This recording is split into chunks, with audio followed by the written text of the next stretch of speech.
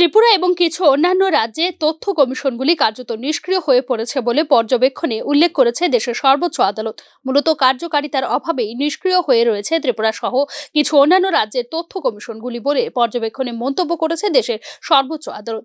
পর্যাপ্ত নিয়োগের অভাবে নিষ্ক্রিয় হয়ে রয়েছে তথ্য কমিশনগুলি বলে জানিয়েছে দেশের সর্বোচ্চ আদালত। এদিকে কেন্দ্রীয় সরকার, কেন্দ্রীয় তথ্য কমিশন এবং রাজ্য সরকারকে অবিলম্বে পদক্ষেপ নেবার নির্দেশও দিয়েছে দেশের সর্বোচ্চ আদালত।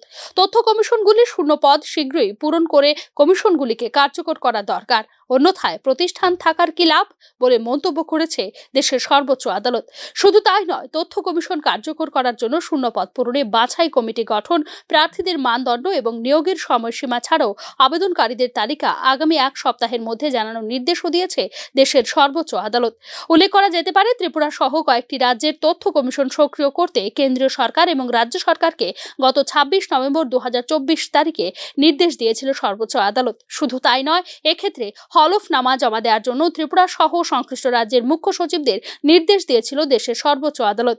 এদিকে কেন্দ্রীয় তথ্য কমিশন এবং রাজ্য তথ্য কমিশনের শুধুমাত্র একটি নির্দিষ্ট শ্রেণীর প্রার্থীদের কাছ থেকে নিয়োগের বিষয়টি নিয়ে সমালোচনা করেছে সুপ্রিম কোর্ট। এক্ষেত্রে শুধুমাত্র সরকার বা আমলাদের পছন্দের লোক নয়, সমাজের সর্বস্তরের উপস্থিতি বাঞ্ছনীয় বলে মন্তব্য করে দেশের সর্বোচ্চ আদালত।